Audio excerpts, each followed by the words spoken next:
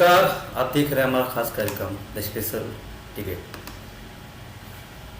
कर्नाटक में कांग्रेस को जीत तो मिली, लेकिन फिर मच गया कलह। सिद्धारमैया को कमान सौंपी गई, लेकिन जब सीएम की ताजपोशी का जो न्योता दिया गया कुछ दलों को नहीं दिया गया, यानी KKR और केजरीवाल जी को, जिसके बाद से विपक्ष में फूट के असर पड़ेगा। हम चर्चा करेंगे, साथ ही 2024 के चुनाव की तैयारी, इसका भी शंखनाद हो गया है। हरियाणा में जोर शोर से बैठक की गई, सभी बूथ जीतों की तैयारी के लिए बाकायदे धनखड़ जी ने टीम बनाई, सब कुछ का इंतजाम किया गया। इस चर्चा करने के साथ हम चलते हैं, हमारे साथ सहयोगी बीजेपी जुड़े हुए हैं हमारे साथ, नरेश अरोड़ा जी। नरेश जी बहुत स्वागत है आपका। कांग्रेस यूपी से है मनीष पांडे। मनीष बहुत स्वागत है आपका। धन्यवाद रमेश जी, प्रणाम सर। नरेश जी, 2024 की तैयारी को लेकर बड़ा जोर शोर से बैठक धरकर शुरू हो गई है। आज कई कार्यक्रम थे और बाकायदे कैसे आगे बढ़ाना है, यानी 30 तारीख को जो 9 साल पूरे हो रहे हैं, माना जा रहा है कि ये 2024 का शंखनाद है। नहीं, ऐसा नहीं है। और पिछले साल जब हमारी सरकार को 8 साल हुए थे, मोदी जी की सरकार को जनता की सेवा करते हुए, हमने तो भी इसको सेलिब्रेट किया था। और ये एक मौका होता है लोगों के पास जाने का, और जो जो हमने वादे किए उन वादों पे सरकार ने क्या काम किया। एक ये पहली सरकार ऐसी है रमेश जी जिसके कार्यकर्ता भी अपनी सरकार की उपलब्धियां या कहें अपनी कमिटमेंट्स बताने के लिए जो जनता के बीच में जाते हैं।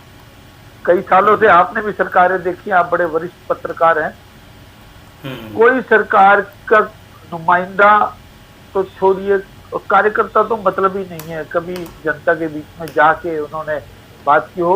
इलेक्शन से पहले, इलेक्शन के बीच में जा जाके अपनी उपलब्धियां गिनाना ये हर सरकार करती रही है। पर हम सरकार चलते हुए भी हर साल लोगों के बीच में जाते हैं, हर मौके पर लोगों के बीच में जाते हैं, हर समय लोगों के बीच में जाते हैं और बताते हैं कि जो आपने हमें सेवा का मौका दिया था, जिस कारण से आपने हमें सेवा का मौका दिया था, वो हमने सारे काम किए हैं।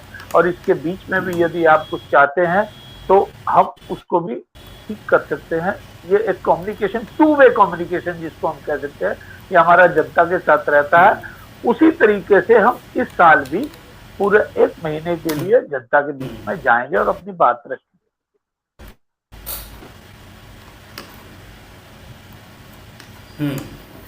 बड़ा ऐसा तो नहीं कि कांग्रेस में जो कर्नाटक में जो जीत कांग्रेस उससे पहले ही माना जा रहा है कि यहाँ हलचल मच गई है। हमारे साथ इंडियन नेशनल लोक दल से जुड़े हैं किशन कुटियाल जी। कुटियाल जी बहुत स्वागत। कुटियाल जी बहुत स्वागत आपका। नरेश जी, जैसे जिस तरह से अभी कर्नाटक में जीत हुई है कांग्रेस की, कहीं उससे लेकर तो नहीं भाई कि अपनी स्थिति मजबूत किया जाए, हम इसके लिए 2024 की तैयारी पहले से की जाए, तो हरियाणा में भी लोग डर रहे हैं। जनता ने जो मैंडेट दिया, जनता की इच्छा सर्वोप्रिय, जनता की चुनाव को नमस्कार। परंतु जैसे मैंने आपको बताया कि हम हर साल ऐसा रहा है, पिछले साल 8 साल थे पर कर्नाटक का चुनाव नहीं था तो, और वैसे भी चुनाव ये चलते रहते। चुनाव को लेके हमारी कोई रणनीति बदल जाए, चुनाव को लेके हम कोई रणनीति बनाए, भारतीय जनता पार्टी वैसी पार्टी नहीं, कैडर बेस्ड पार्टी है और कमिटमेंट वाली पार्टी है। और ये जनता के बीच में जाना, दो तरफा अपना संवाद करना, ये हमारी हमेशा से कोशिश रही है कि जनता की पार्टी है, जनता के बीच में रहना हम लोगों को अच्छा भी लगता है और हमारे पार्टी के नेताओं का ऐसा आदेश भी रहता है और हमारा तरीका भी यही है। हम धरातल पर रह के काम करते हैं, लोगों के बीच में रह के काम करते हैं, लोगों की सेवा के लिए ही हम आना चाहते हैं सत्ता में। हमारा मकसद भी सिर्फ इतना ही है, को राजशाही ठाटशाही ऐसा ना हमारे नेताओं का कुछ रहा और ना हमारे कार्यकर्ता हमारा कार्यकर्ता ही रहता है, हमेशा जनता की सेवा में लगा रहता है। मनीष जी, जी। एक बड़ा सवाल है। कर्नाटक में तो चुनाव समझ लीजिए, चलिए आप लोग जीत गए, लेकिन फिर न्योता को लेकर बवाल मच गया है, केजरीवाल को नहीं दिया गया, केकेआर को नहीं दिया गया, तो ऐसे कैसे लड़ेंगे आप मोदी जी से, या कह सकते हैं बीजेपी से? सबसे पहले तो यहाँ बैठे सभी लोगों को मेरा प्रणाम है। हम्म, और कर्नाटक जीत पे मैं आप सबको बधाई देना चाहता हूँ, क्योंकि आप ही नहीं, इस देश की समस्त जनता उसमें चाहे जिस हिसाब से उसने हिस्सा लिया, वो सब भी बधाई के पात्र हैं। और वहाँ एक जिस तरह का निर्णय जनता ने दिखाया है उसका स्वागत है, अभिनंदन है, वंदन है। और रही बात न्योता देने की, तो सर शादी में अक्सर फूफा जी, जीजा जी और ये साले सालियां अक्सर नाराज हो जाते हैं, तो इस बात पे बहुत विचार और मंथन की आवश्यकता हमें नहीं है। लेकिन जहां तक जैसे कि बीजेपी प्रवक्ता जी ने एक बात कही कि आज 1 साल पहले इन्होंने 8 साल जब इनका पूरा हुआ था तो भी इन्होंने सेलिब्रेट किया था, मैं इनकी बात से बिल्कुल सहमत हूँ। लेकिन अभी ये 9वें साल में जिस तरह से मंत्रालय की रिपोर्ट मांग रहे हैं, कर्नाटक चुनाव के बाद लगातार इनकी गति, तो कहीं ना कहीं शायद विपक्ष को ये, तो सॉरी सत्ता पक्ष को ये डर हो गया है कि उनकी जो ये उनके चेहरे पे जो ये नकाब डाला हुआ है, वो नकाब अब जनता धीरे धीरे उतार रही है। उस नकाब को न उतार पाए जनता, इसलिए ये एक बार फिर से कोशिश में लगे हुए हैं। तो इनकी कोशिश को लगातार जनता बेनकाब करती जा रही है। जैसा कि अभी हालिया परिणाम आपने देख ही लिया था।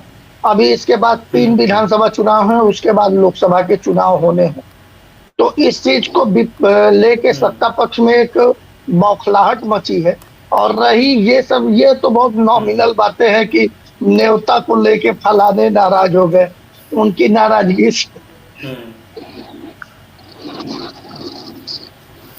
पटेल जी। और सर की एक और बात का, रमेश जी, अभी बीजेपी प्रवक्ता जी ने एक और बात कही थी कि हम जो कहते हैं चुनाव में वो मुद्दे सर्वोपरि रहते हैं जो पहले कहते हैं।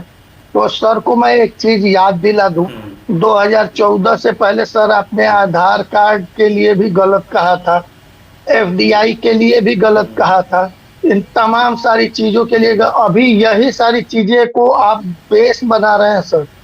तो इस चीज का मतलब यहाँ पे बैठ के सभी लोगों के समक्ष एक तरह से, जहां तक मुझे लगता है कि बीजेपी प्रवक्ता जी अपनी बात से ही मुकर रहे हैं। तो ये चीजें अभी शोभनीय नहीं है, क्योंकि जिन चीजों का आपने विरोध किया था, आपके और हमारे इस देश के प्रधानमंत्री जी ने जिन चीजों का विरोध किया था 2014 से पहले, अभी उन चीजों की पैरवी करते हुए नजर आ रहे हैं। तो लगातार आपके बर्ताव में बदलाव हो रहा है। खैर ये बदलाव होना भी चाहिए, लेकिन यह बदलाव अगर जनता के लिए हितकारी होता तो हम बिल्कुल सत्ता पक्ष के साथ होते, हम स्वयं सत्ता पक्ष के साथ होते। लेकिन ये बदलाव जो हो रहा है सिर्फ और सिर्फ कुर्सी के लिए हो रहा है, गद्दी हथियाने के लिए हो रहा है। तो इस चीज को हम कहीं ना कहीं नकारते हैं। और यही हमारा शुरू से रहा है कि जो सत्य है सत्य के साथ चलते हैं। नरेश जी, क्या आप लोगों ने क्या ऐसा कर दिया कि जो शायद गलत था? देखो जी रमेश जी, अगर गरीब जनता को इलाज की सुविधा देना हमने गलत किया आयुष्मान भारत के लिए, तो हम गलत हैं। जिस गरीब को रिक्शा वाले को कोई किसी सुरक्षा नहीं देते थे, आज हमने उनको मेडिकल की सुविधा और इंश्योरेंस की सुविधा दे दी। अगर उसको कोई अनहोनी हो जाती है तो हम गलत है। 70 सालों में जब किसी लोगों के घर पे बिजली नहीं थी, लाइट का कोई प्रबंध नहीं होता था, आज उन घरों में रोशनी है, बच्चे पढ़ रहे हैं।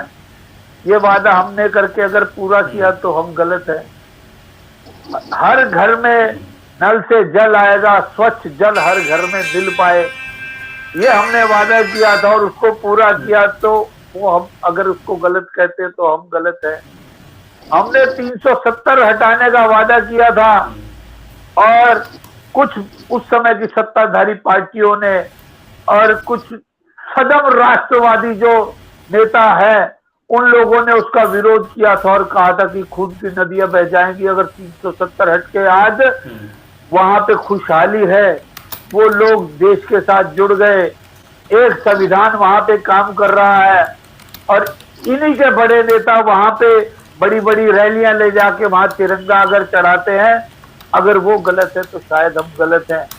राम मंदिर हमने वादा किया, मैं सैकड़ों चीजें ऐसी बता दूंगा बड़े भाई को कि अगर ये चाहेंगे तो मैं वो उपलब्धियां बता दूंगा जिसके लिए हम जा रहे हैं।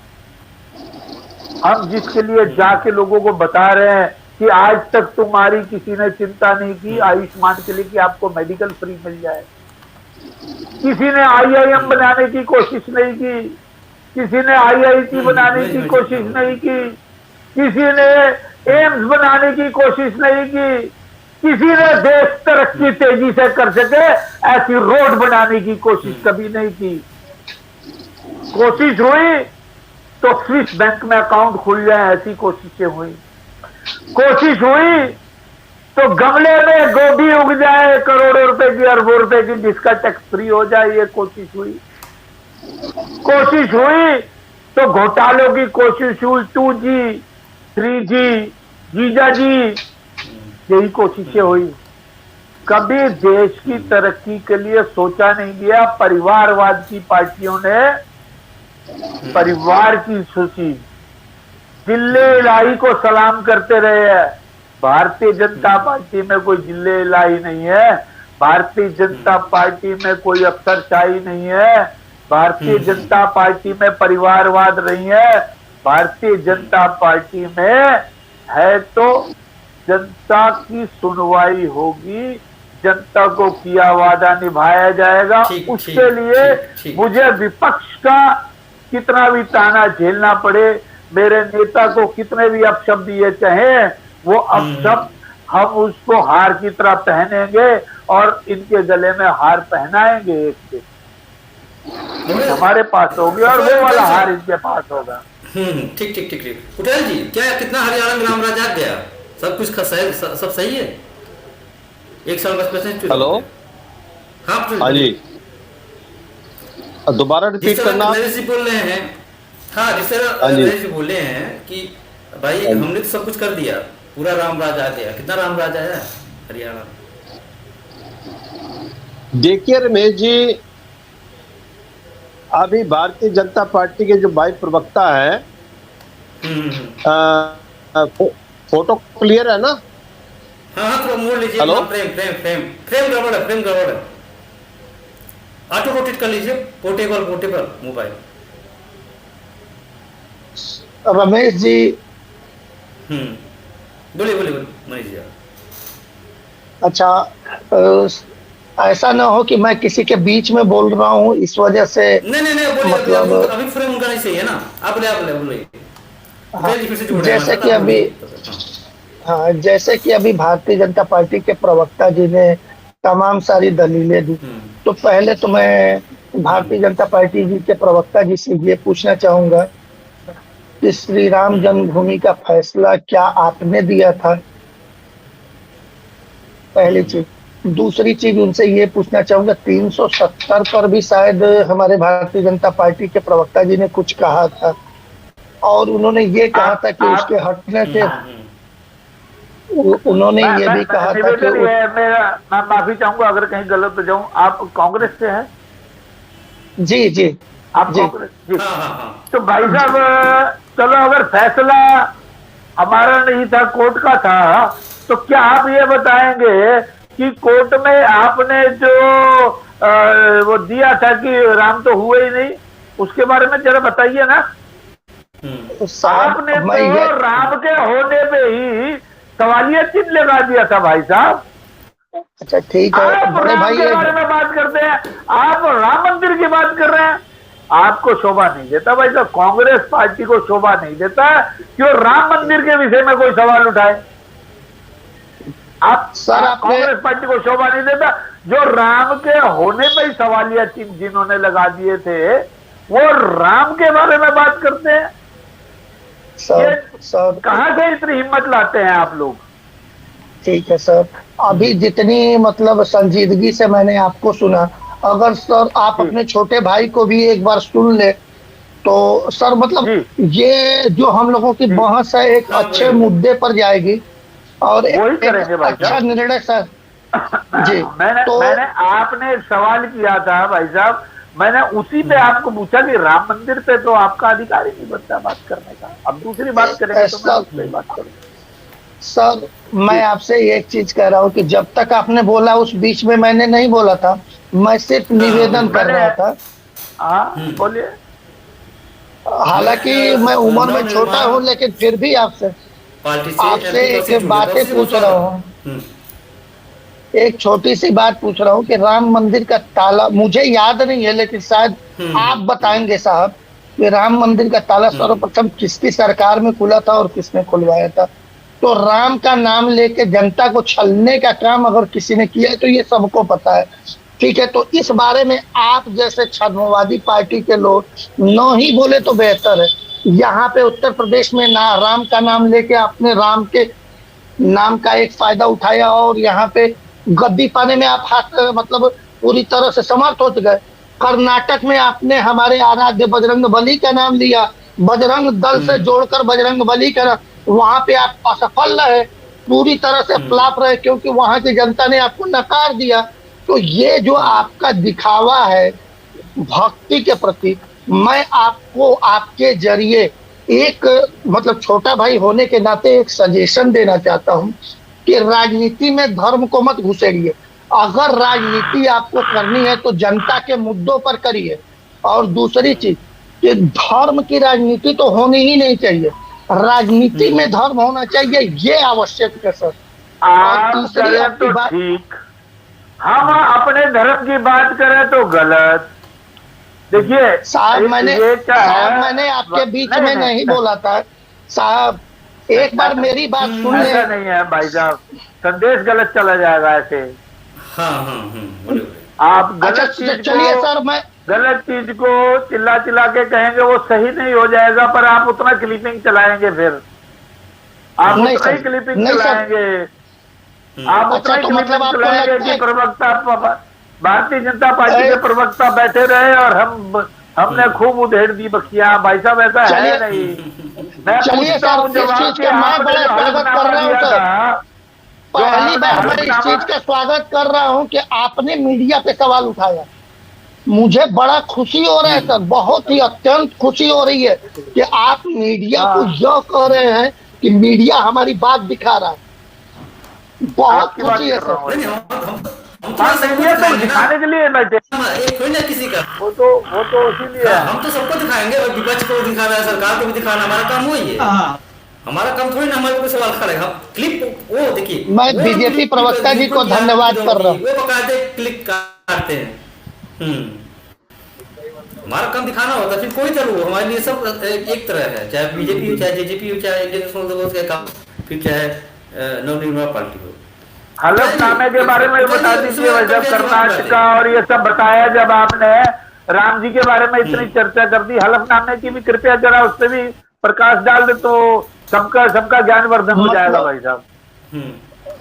बस आपको जो कोर्ट में हल्फनामा दिया था राम सेतु के टाइम में, राम सेतु के समय में जो हल्फनामा दिया था कांग्रेस ने, उस समय की सरकार ने, आपके प्रधानमंत्री ने, आपके जो वकील साहिबान थे सब, उस पे हलफनामा दिया था, जरा उस पे प्रकाश डालिए। बिल्कुल बिल्कुल, मैं इन सारी चीजों पे प्रकाश डालूंगा, लेकिन आप मुझे बस एक चीज बताइए, कोरोना काल में मरने वाले लोगों के डाटा आपके पास है? नोटबंदी के दौरान मरने वाले, नोटबंदी के दौरान मरने वाले लोगों का डाटा आपके पास है? क्यों आप धरातल पे बात नहीं करना चाहते? मणिपुर आज हिंसा में जल रहा है। मणिपुर अपने ही सवाल पे कहा जा रहे हैं भाई साहब। आप लोगों एक एक करके चलते हैं, एक एक करके चलते हैं ना सर। आप लोगों का शुरू से मोटो है, शुरू से मोटो है कि धर्म का नाम दिखा के जनता को डरा के वोट हासिल करना। जनता के मुद्दों पे कब तक आप जनता के मुद्दों पे आओगे सर? यही मैं आपसे जानना चाहता हूँ। आप ये बताओ ना, नोटबंदी के दौरान कितने लोगों की मृत्यु हुई, ये डाटा आपके पास है? बताता हूँ, नोटबंदी के दौरान हुई आपके द्वारा पाले गए उन नेताओं की जिनके पास काला धन फंसा हुआ था। नोटबंदी के दौरान अच्छा, और दूसरी बात ऐसे व्यापारियों की जो आपके द्वारा पाले गए थे। नोटबंदी के दौरान आज उस पाकिस्तान की मौत हुई है जो हमारे धन पे पलता था, ब्लैक मनी छाप के, काला धन छाप के। सर नोटबंदी में भाषण अच्छा देते हैं, आंकड़ा नहीं देते हैं। इसीलिए कांग्रेस को इसीलिए चुभता है सर। सर मैं आपको बताऊं कि आप भाषण अच्छा दे रहे हैं, इसके लिए आपकी तारीफ कर रहा हूं, लेकिन आपके पास आंकड़े नहीं है। नोटबंदी रमेश जी मेरे एक सवाल का जवाब अभी भी अधूरा रह गया। इन्होंने एक और कहा कि 2G 3G 120 देशों को हमने वैक्सीन दी है, 120 देशों को वैक्सीन दी है, 2 साल हमने राशन दिया है। लीजिए प्लीज साहब, ये बात ही नहीं करने देंगे मुझे लगता है। मैं जैसे अभी इन्होंने कहा कि 2G 3G आप सवाल पूछे मैं जवाब दूं, तो आप कह रहे हैं कि मैं जवाब भी ना दूं, बात नहीं करने दूंगा। क्या चाहते हैं आप सवाल पूछे मैं जवाब भी ना दूं, जवाब दूं तो आप परेशान, जवाब ना दूं तो आप परेशान। क्या चाहते हैं भैया? सर जब आपका टर्न आएगा तो आप बिल्कुल उन सवालों को नोट करें। मैं एक सर रमेश जी एक बार सर ने एक और बात कही थी, 2G 3G आज 2014 से अब तक इनकी सरकार जीजा जी भी बोल रहा है। हाँ, जीजा जी भी बोल रहे थे आप जी। अभी ब्रजभूषण सिंह को भी आप कुछ और बोले थे, फूफा जी बोले थे, उस पर मैं कुछ नहीं बोलूंगा, बस आपको इतना क्या सर ऑफ कर दिया गया क्या?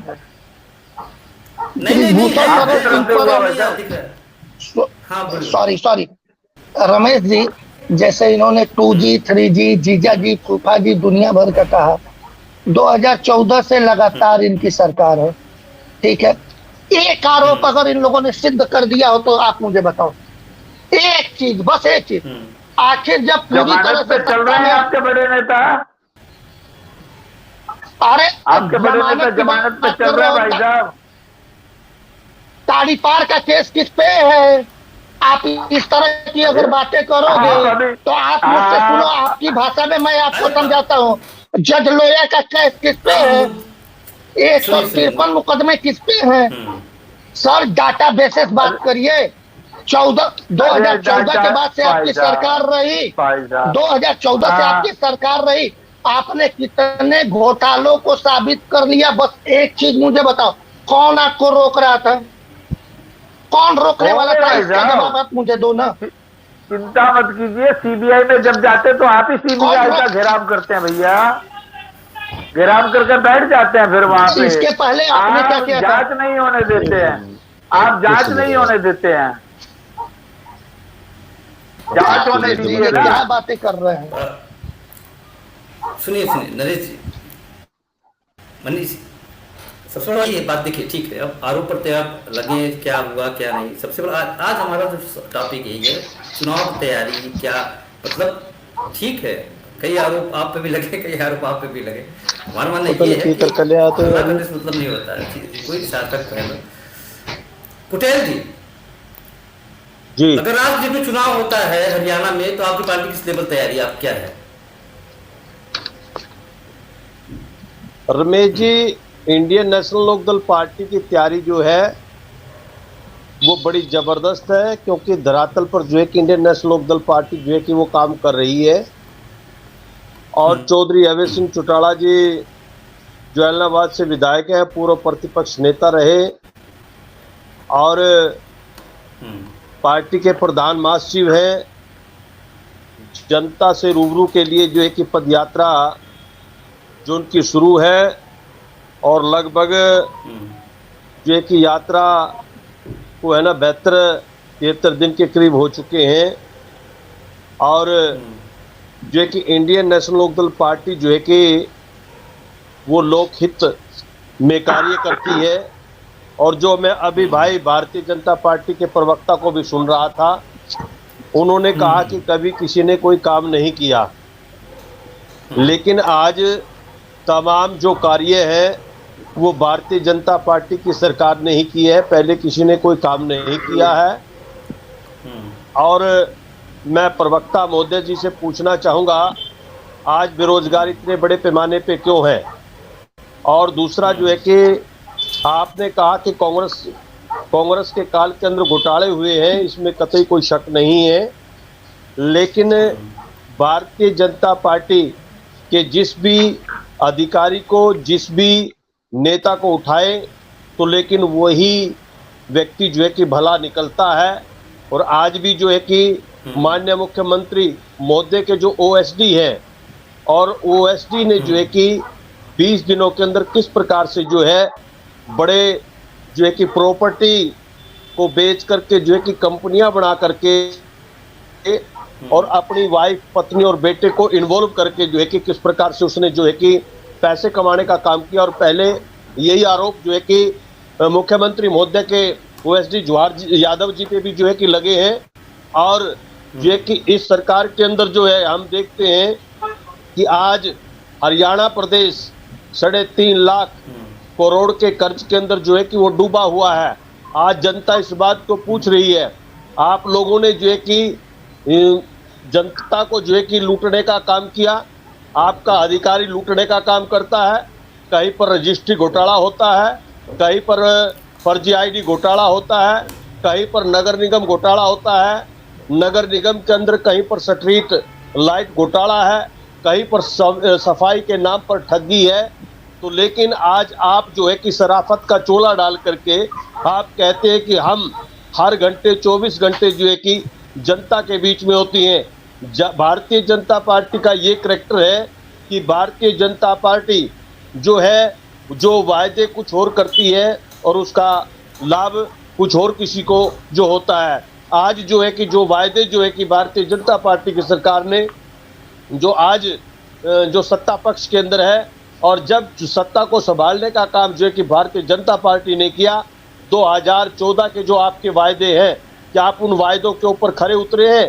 क्या 15 लाख रुपया जो है कि आपने खाते के अंदर डलवाने का काम किया है? क्या काला धन आप लोग लेकर के आए हैं? क्या जो है कि सैनिकों की सुरक्षा का काम आप लोगों ने किया है? क्या युवाओं को 2 करोड़ लोगों यानी युवाओं को रोजगार देने की बात आप लोगों ने की है? क्या आपने 2 करोड़ लोगों को रोजगार देने की बात की है? दूसरा जो है कि क्या महिला बेटी बचाओ बेटी पढ़ाओ का नारा दे करके जो है कि आपने ढिंडोरा पीटने का काम किया है? और आज महिला जो है कि वह असुरक्षित महसूस करती है। आपके खेल मंत्री संदीप के द्वारा जो है यौन शोषण का मामला आया, आपका मुख्यमंत्री जो है विधानसभा के अंदर बोलता है संदीप ने कोई काम नहीं किया, यह जांच के घेरे के अंदर है। अगर ब्रिजभूषण शरण जो है कि हमारी बहनों के साथ, हमारी खिलाड़ियों के साथ यौन शोषण करता है, तो लेकिन उसके विषय के अंदर भी जो है कि आपकी सरकार जो कहती है, तो जांच चल रही है। अरे जांच इन लोगों के लिए है। अगर मान ले किसी और के ऊपर कोई किसी प्रकार की ऐसी बात हो जाए, लेकिन वहाँ जांच का विषय नहीं है, उसके ऊपर एफआईआर होती है और अंदर उस व्यक्ति को जो है कि किया जाता है। लेकिन आज जो है कि शराफत का जो है कि चोला डाल करके लोगों को भ्रमित करने का काम करती है। भारतीय जनता पार्टी की जो सरकार है वो ईटिंग और मीटिंग की सरकार है। जब भी किसी अधिकारी के पास काम के लिए जाते हैं तो लेकिन कहते हैं कि भाई मीटिंग के अंदर है, अगर जाए तो कहते खाना खा रहे हैं। तो लेकिन ये सरकार जो है ईटिंग और मीटिंग की है, और धरातल के ऊपर इन्होंने किसी भी प्रकार का कोई ऐसा काम नहीं किया। आज जनता दुखी है, और जनता जो है कि आने वाले समय के अंदर 2024 के चुनाव के अंदर जो है कि इनको सबक सिखाने का काम करेगी। आज ये लोग जो है कि डरे हुए हैं और जो है कि और ढिंडोरा पीट रहे हैं, लेकिन इस पूरे भारत देश के अंदर 15 राज्यों के अंदर जो है कि गैर भाजपा की सरकार है, लेकिन ये ढिंडोरा पीटते हैं कि हमारा जो है कि सब जगह जो है कि हम हैं। लेकिन जहां पर भी इन लोगों ने सत्ता लेने का काम किया है, लड़ाई करा करके सत्ता इन्होंने हथियाने का काम किया है। कहीं पर तो हरियाणा के अंदर बैकवर्ड जाटों के अंदर लड़ाई इन्होंने कराने का काम किया है।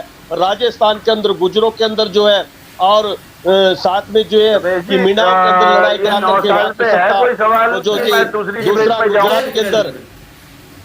दूसरा गुजरात के अंदर पटेल और पाटीदारों की लड़ाई करा करके जो है कि आज जो आप कह रहे हैं कि हम ये करेंगे, हमारी सरकार आएगी और हम जो है कि कार्यक्रम आपका जो रोड मैप जो आपके ओम प्रकाश धनखड़ जी ने जो किया है 20 से लेकर के 30 तारीख तक जो है कि प्रत्येक विधानसभा मंडल स्तर पर जो है जिला स्तर पर छह लोगों की कमेटी जो बनाई गई है और जो है कि आपके मंडल स्तर पर 4 लोगों की जो है कि कमेटी बनाने का काम किया कि हम जो है कि प्रत्येक गांव के अंदर जाने का काम करेंगे। लेकिन वो समय याद करें कि आपके मुख्यमंत्री का हेलीकॉप्टर भी जो है कि किसानों ने उतरने नहीं दिया, क्योंकि आप किसानों के लिए काले कानून लेकर के आए। आज तक आप एमएसपी की गारंटी जो है कि वो नहीं दे पाए हैं। आज तक आप जो है कि फसलों का मुआवजा जो है कि किसानों को नहीं दे पाए हैं और आपका मुख्यमंत्री कहता है कि किसान 3-3 बार फसलों का मुआवजा लेता है, यानी जो किसानों का जो अपमान करने का काम आपका मुख्यमंत्री करता है। और जब किसान जो है कि अपनी मांग को लेकर के जो है कि संवैधानिक तरीके से जो है कि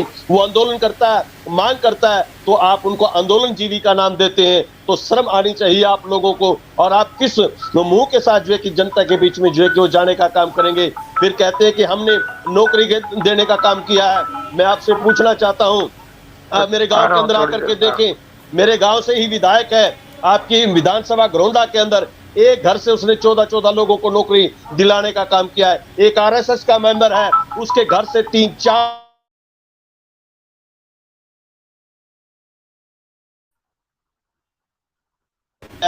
आप शर्म करें। और दूसरा जो है कि जहां पर नौकरी देने का काम है, जिस घर के अंदर रोजगार नहीं पहुंचा है उसको रोजगार जो है कि आपकी सरकार ने नहीं दिया है। जनता दुखी है, युवा दुखी है, व्यापारी दुखी है, महिला दुखी है। आज महंगाई की मार जो है कि प्रत्येक जनता के ऊपर जो है कि पड़ रही है। आपकी वो महिलाएं कहां पर गई है जब महंगाई होती थी, जब सब्जी की माला डाल करके जो है बेलना बजा करके जो है कि वो प्रदर्शन करती थी, चूड़ियां फोड़ने का काम करती थी, कहां गई आज वो स्मृति ईरानी। तो आप जो है कि मुंह छुपा करके जो है कि आप ये काम ना करें और कहते हैं कि हम 24 घंटे जो है कि लोगों के बीच में रहते हैं। अरे आपकी सरकार जो है कि लोगों के बीच में ना जा करके हर समय जो आप बैठक करके मीटिंग करके जो है कि प्लान बनाते हैं किस प्रकार से लोगों को जो है कि भ्रमित किया जाए, किस प्रकार से लोगों को लड़ाया जाए और हमारा जो है कि काम बने। आज आप श्री राम के नाम से जो है कि वोट हथियाने का काम करते हैं, लेकिन आस्था हमारी भी है, श्री राम के अंदर है, लेकिन आपकी ज्यादा नहीं है। लेकिन आप जो है कि मैं एक बात इस चैनल के माध्यम से जो है कि कहना चाहूंगा कि आप एक बच्चे को जो है कि मंदिर में भेजने का काम करें, एक बच्चे को आप स्कूल के अंदर भेजने का काम करें। आप बताइए कौन सा बच्चा कामयाब होगा। आप जो है कि संवैधानिक तौर पर जो है कि काम को करें। आप जो है कि धार्मिकता सांप्रदायिकता के अंदर ना जा करके जो है कि संवैधानिक तौर पर जो है कि काम करें, अन्यथा जो है कि आप लोगों को मुंह की खानी पड़ेगी और 2024 के अंदर ये जनता आपको सबक सिखाने का काम करेगी। ठीक कौशिक जी, बड़ा सवाल यही कि बीजेपी कहती है हमने हर काम किया, लेकिन जमीन सच्चाई क्या है, हकीकत बात अगर हरियाणा की हम करें तो जी बीजेपी ने समाज को तोड़ने का काम किया। बीजेपी ने लोगों के युवाओं के रोजगार खाने का काम किया और झूठ परोसने का काम बीजेपी ने किया। क्या ये मुद्दे लेकर के लोगों के बीच में जाएंगे? ये जो आपका पूछना था कि इनके सेंटर के मिनिस्टर, इनके चीफ मिनिस्टर, इनके बड़े बड़े नेता हरियाणा में रैलियां करेंगे, इनके कैबिनेट मिनिस्टर लोगों को संबोधित करेंगे, वो क्या कहेंगे? लोगों को आकर के क्या समझाएंगे कि हमने क्या कर दिया? सिलेंडर 400-350 रुपए से 1150 रुपए का हमने सिलेंडर कर दिया। पेट्रोल जो 60 रुपए था वो 100 रुपए कर दिया। लोगों के रोजगार हमने खा दिए। किसानों की कमर तोड़ दी। 700 किसानों को हमने मरवा दिया दिल्ली के अंदर। जब वो अपनी मांग को लेकर के बैठे थे, एमएसपी की मांग को लेकर जब किसान बैठे थे, 700 किसान मरने के बाद देश के प्रधानमंत्री माफी मांगते हैं, उससे पहले इनकी जो ईगो है वो हर्ट होती थी। 500 किसान मरने के बाद जब उस टाइम के गवर्नर सत्यपाल मलिक साहब प्रधानमंत्री जी को कहते हैं कि 500 किसान मर चुके हैं, आप इनके बारे में सोचिए, तो प्रधानमंत्री कहते हैं कि ये किसान मेरे लिए मर गए क्या? ये वो लोग हैं क्या? ये बातें लेकर के ये लोगों के बीच में जाएंगे? बेटी बचाओ बेटी पढ़ाओ का डंका पीटने वाले आज नहीं एक्सपोज हुई, ये कितनी बार एक्सपोज हो चुके हैं। आज तो जंतर मंतर पर 27वां दिन है खिलाड़ियों का जो न्याय मांग रही हैं। आज ही मनोहर लाल खट्टर साहब ट्वीट कर रहे थे एक बेटी के बारे में कि ये हमारी बेटी है, इसने हरियाणा का नाम रोशन किया। एक और तो ये बेटी कहते हैं, लेकिन दूसरी ओर उनके साथ अत्याचार होने के बाद ये जो अत्याचार करने वाले हैं उनको अपनी गोद में बिठाने का काम करती हैं। क्या ये मुद्दे लेकर के लोगों के बीच में जाएंगे? और सबसे बड़ी बात ये है कि ये गांव में जाएंगे कैसे?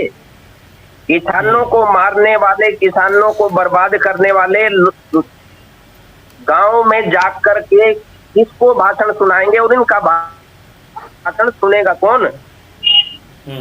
यूरिया कहां पहुंच गया? ये केवल इनकी स्ट्रेटेजी ये है कि लोगों की जेब काटकर उनको कुछ पैसा देने का काम करो। जैसे किसान सहायता के रूप में 6,000 रुपए देने का जो शुरुआती डंका पीटा इन्होंने 2019 में, यानी लोगों का पैसा लोगों की जेब में डाल करके 6,000 20,000 उसी किसान की जेब से निकलवा लिया।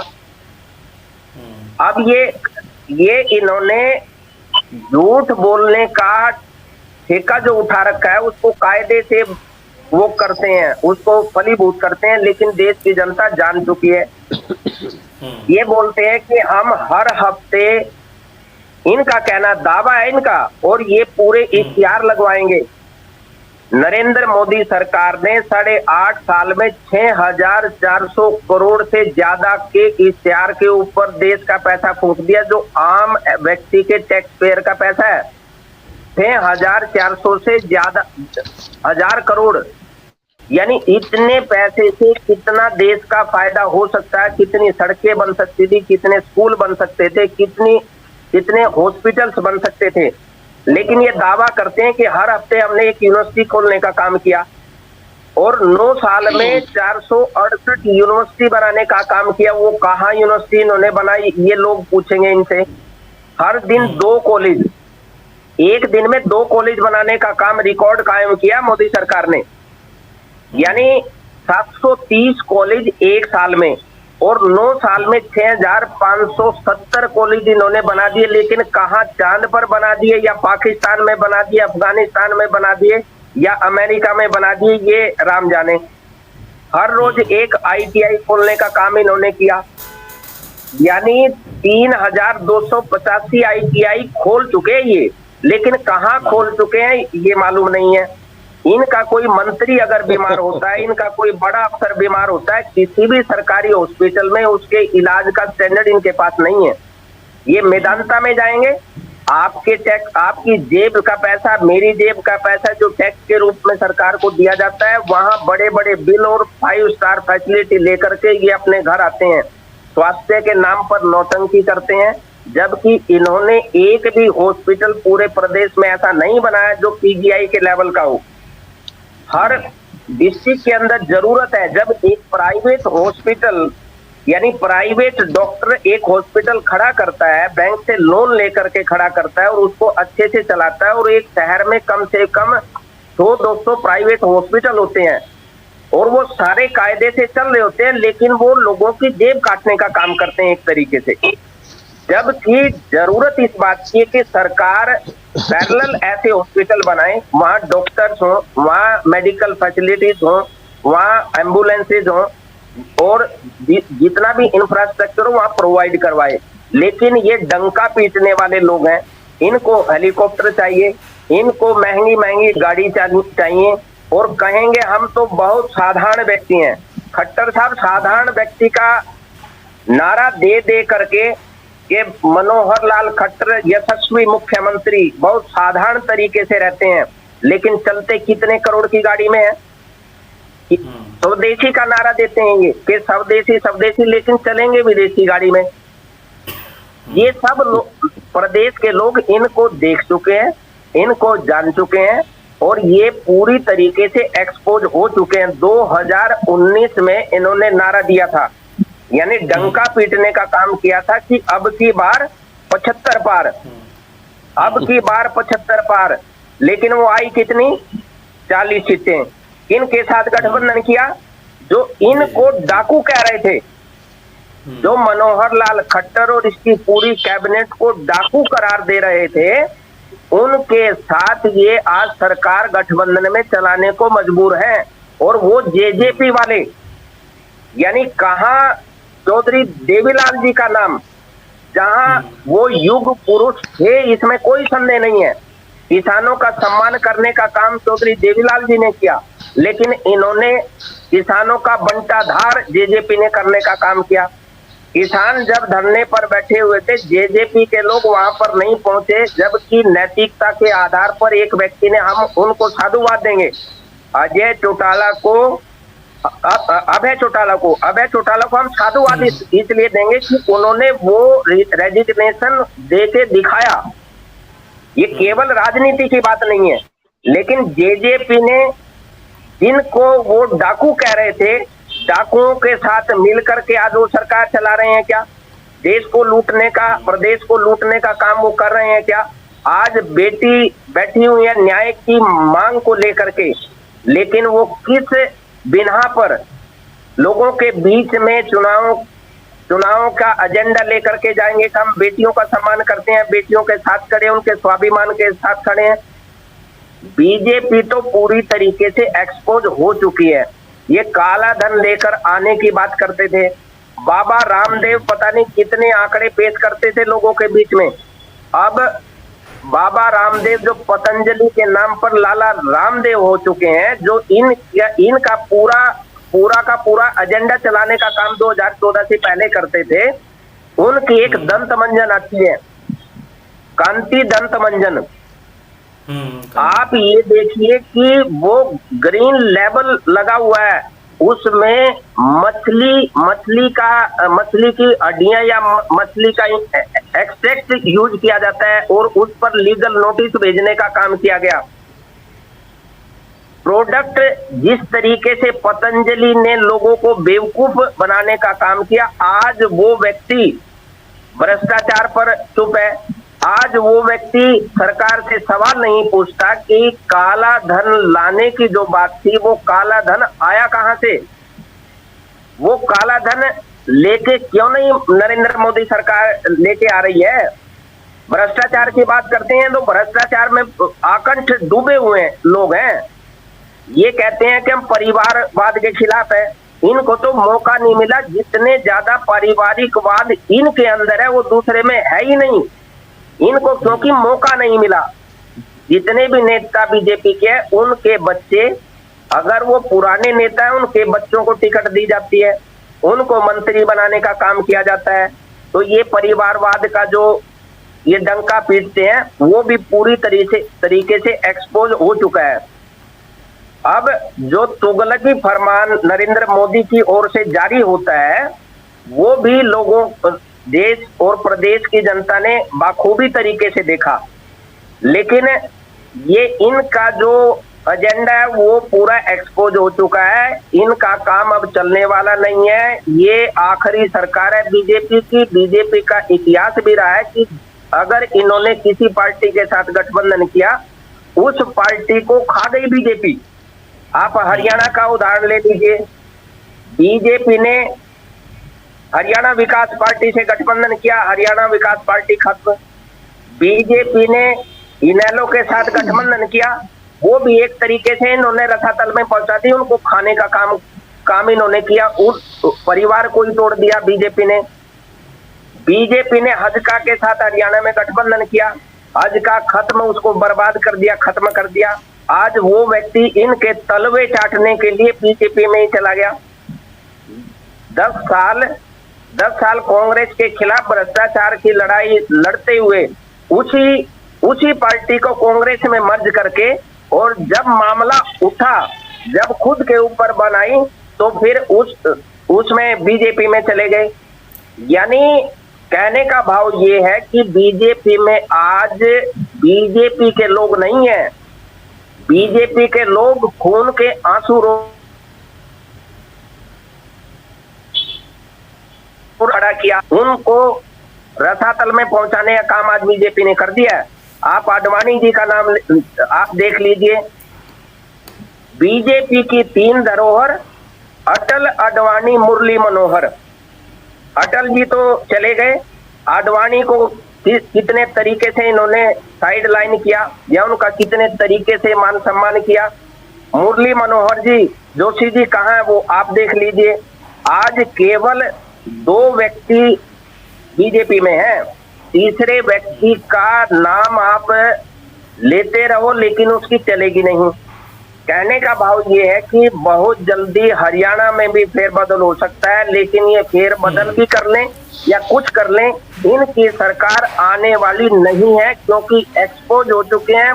इन्होंने स्वास्थ्य से लेकर शिक्षा से लेकर टोटल बंटाधार कर दिया। भ्रष्टाचार चरम सीमा पर है। कोई भी काम किसी तहसील से लेकर के या किसी भी ऑफिस में आप चले जाइए, बिना पैसे के काम नहीं होता। रही बात सड़कों की, सेक्टरों का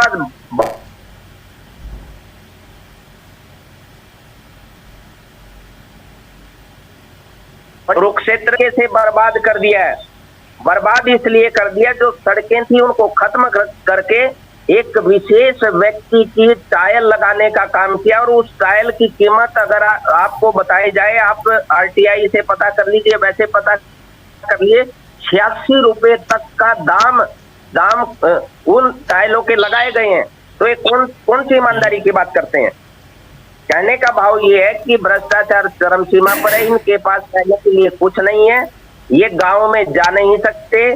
तो चुनाव आने दीजिए, अभी तो सत्ता की हनक में है। कभी किसी पत्रकार को पकड़वा देते हैं, उस पर झूठे मुकदमे दायर कर देते हैं, कभी किसी सरपंच को बेइज्जत करने का काम करते हैं। और कमाल की बात ये देखिए, सिरसा के अंदर एक मुख्यमंत्री जब ये कहता है कि एक व्यक्ति उनसे पूछता है, कोई सवाल पूछने लगता है, तो मुख्यमंत्री जी कहते हैं ये आम आदमी पार्टी का कार्यकर्ता है, ये राजनीति करने आए, इसको उठा के फेंको, इसको मारो। यानी ये भाषा एक मुख्यमंत्री की, अगर वो आम आदमी पार्टी का कार्यकर्ता नेता ही था तो क्या वो इस प्रदेश का, इस देश का नागरिक नहीं है? क्या केवल सत्ता के साथ चलने वाले लोग ही, सत्ता की चापलूसी करने वाले लोग ही सरवाइव करेंगे? दूसरों को जीने का अधिकार नहीं है, सवाल पूछने का अधिकार नहीं, इसे ही तानाशाही कहते हैं। और ये तानाशाही ज्यादा दिन चलने वाले नहीं है। इस तानाशाही का अंत ये समझो आ चुका, इसकी शुरुआत हो चुकी है कर्नाटक से। कर्नाटक की जनता ने आईना इनको दिखा दिया है। ये पूरी की पूरी कैबिनेट के साथ, प्रधानमंत्री के साथ जितनी मर्जी रैलियां कर लें, इन रैलियों से कुछ नहीं होगा। कारण उसका ये है कि रैली में केवल लोग पैसे के दम पर बुलाए जाते हैं, जबरदस्ती या शासन के डंडे के डर से। मन की बात के नाम पर पीजीआई के कुछ स्टूडेंट्स को हॉस्टल से निकलना बंद कर दिया। दोष उनका केवल इतना था कि उन्होंने डंकापति की मन की बात नहीं सुनी। कमाल, अजीब बात है। यानी अपने मन की बात वो भी जबरदस्ती सुनाने का काम करेंगे। बड़े स्क्रीन लगा करके वहां मजबूर करेंगे ये मन की बात सुनो।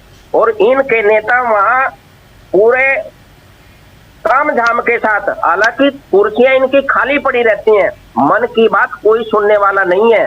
गांव में जाकर ये अपनी मन की बात सुनाएंगे ना, तो लोग इनको अपने मन की बात सुनाएंगे और वो भी अपने स्टाइल में। चुनाव आने दीजिए। मनीष जी, कुल मिला के यही है। चलिए, अब कर्नाटक आप लोग जीत गए। मनीष जी से सवाल है, बस लास्ट है कि अब आगे एक रणनीति ऐसे बनाइए ताकि आप अगर लड़ना भी किसी चाहते हैं एक जोश खरोश के साथ, क्योंकि कोई साथी भी कहीं कम नहीं होता है। केकेआर को निमंत्रण देना चाहिए था, केजरीवाल को निमंत्रण, ठीक है आए ना आए तो राजनीति की इच्छा होती है, लेकिन एक विपक्ष पे एक बार विपक्ष की जो एकता होता है ना, इस पर सवाल खड़ा होता है। इसलिए थोड़ा सा शायद अगर कांग्रेस ये की होती तो एक अच्छा मैसेज जाता। सर सबसे पहले तो इन तमाम सवालों के जवाब में, हालांकि मेरी आधी से ज्यादा बातें, नहीं मनीष हाँ हाँ अच्छा सर अभी ये जो भाई साहब थे वो कौन है? ये नव निर्माण पार्टी है, उसके अध्यक्ष। अच्छा अच्छा, मेरी आधी बातें माननीय अध्यक्ष जी ने ऑलरेडी कह दी हैं, तो उसमें थोड़ा सा संशोधन करते चाहे उनकी बात हो, कई लोगों का था। देखिए चीजें ठीक है, किसी पे अब है क्या, बीजेपी के पूछना चाहे चले गए, वो निकल लिए, तो ऐसे में लगता है ना कि भाई वो जवाब खुद देते सही रहता, लेकिन अब अभी शायद उनको निकलना था, उन्होंने निकल गए, तो ठीक है चीजें हैं। हर पार्टी का अपना अपना एक एजेंडा होता है, सोच होती है, वो क्या चाहते हैं क्या नहीं चाहते, क्या करते हैं। रमेश जी यहाँ पे बैठे या आपके माध्यम से, मतलब एटलीस्ट कम से कम हम अगर यहाँ पे 3 लोग हैं तो हम 3 लोगों को ये सोचना चाहिए, और ये एक पल्स पकड़ने, एक नस पकड़ने का काम जो बीजेपी ने किया है कि जैसे एक कोडेशन है ना कि the person who are the illiterate they don't want to do work, they are already believe in miracle और वर्शिप। ठीक है, तो उनको ये नहीं पता है, मतलब इलिटरेसी के बीच में वर्शिप और वर्क के बीच का अंतर नहीं पता होता है। उसी अंतर का एक फायदा बीजेपी उठाती है, शायद उन सारे लोगों को, या जो पढ़ के भी अनपढ़ बन रहे हैं, उन सारे लोगों को बस एक चीज बताने की जरूरत है कि कोई भी कार्य तब होता है, भगवान स्वयं आके कोई कार्य नहीं करते, वो एक जरिया बनाते हैं आपको, उन्होंने एक जरिया तो हमारी गीता में भी कहा गया कर्मणे वाधिका रस्ते माँ फलेषु कदा, मतलब कि आप कर्म तो करिए।